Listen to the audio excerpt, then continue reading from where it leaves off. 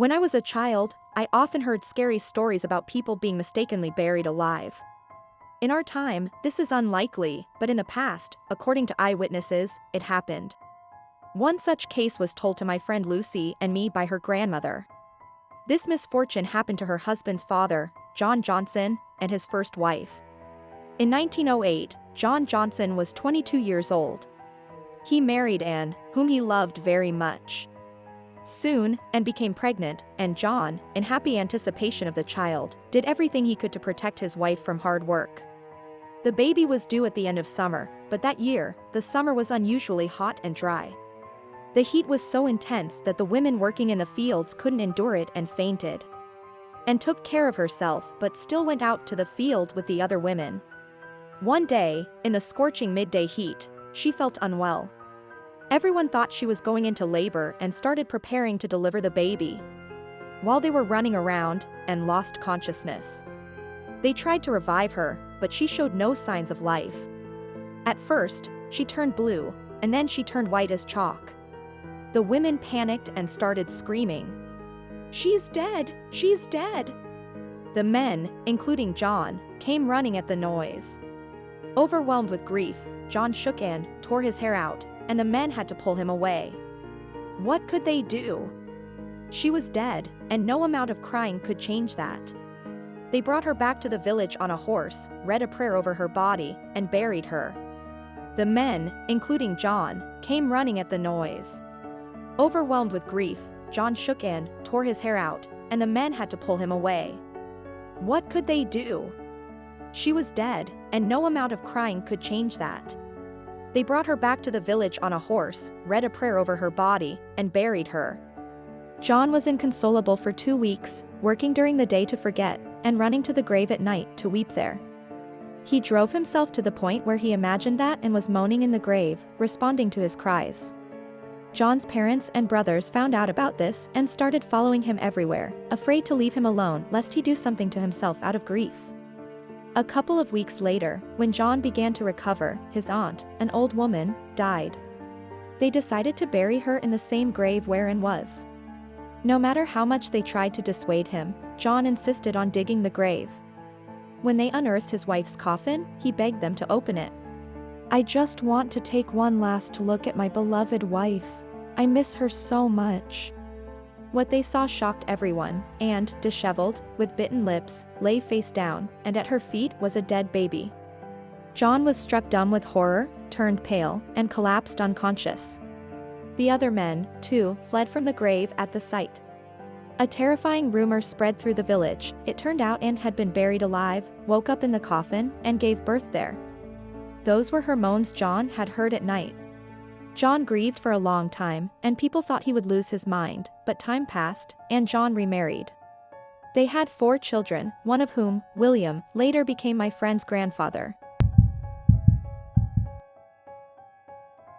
People, you should be friends with your neighbors, no matter how strange they seem, because one day they might save your life in the most mysterious way.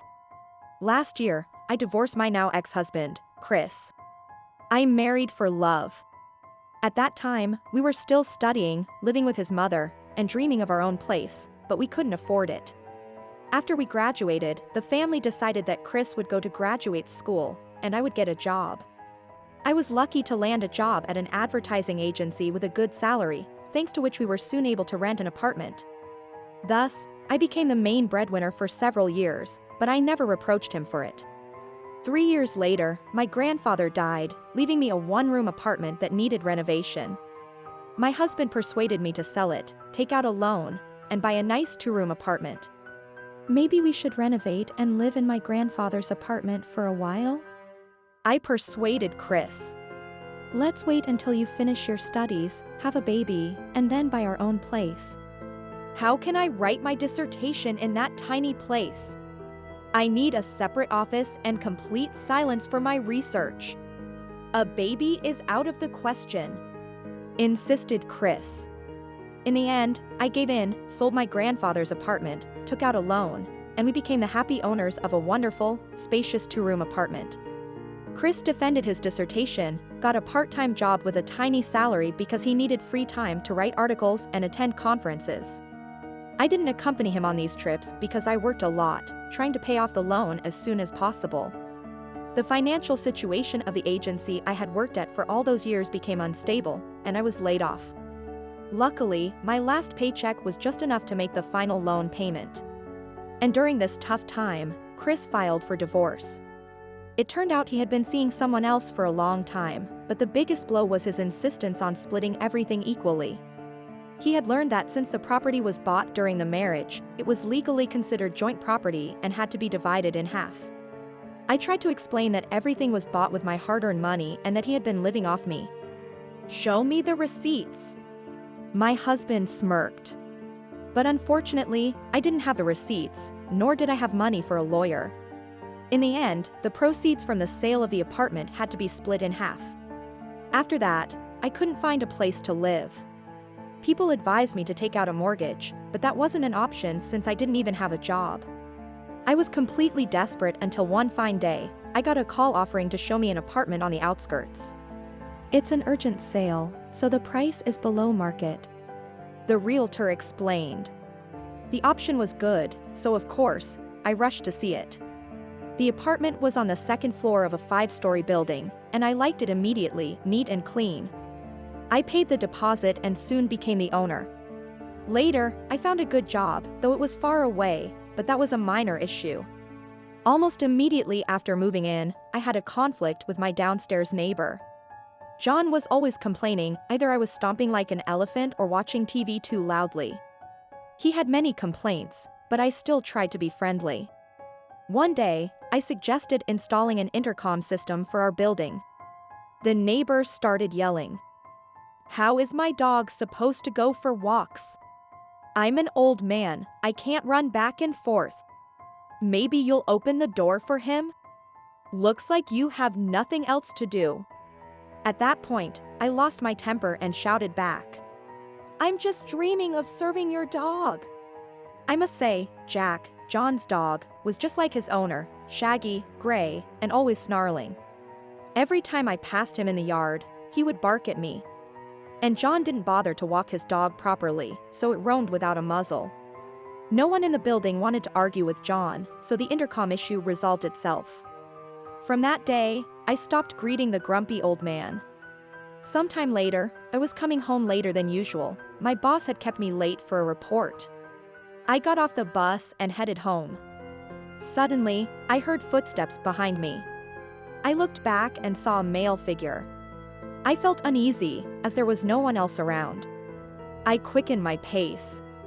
"Hey, lady, want to get acquainted?" A hoarse voice called out. I started running as fast as I could. Just 5 meters from the entrance, the stranger caught up with me. He grabbed me, covered my mouth with his hand, and dragged me into the bushes. I tried to break free, but I was no match for his strength.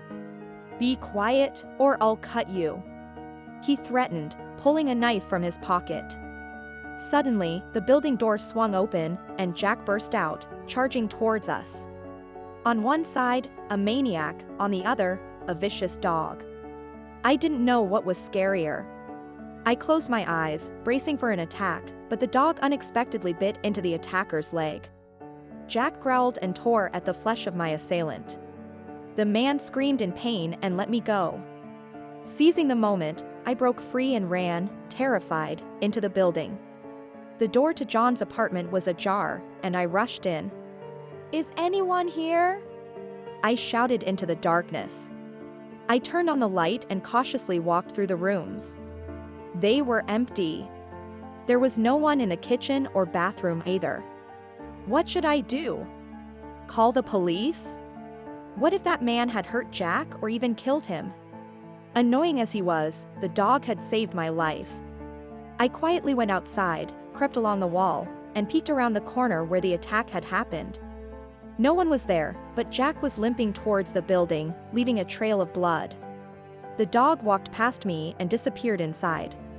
I followed and saw him deftly enter his apartment. The door was still open, so I decided to check if the dog was okay, and maybe treat his wound. The owner was nowhere to be found.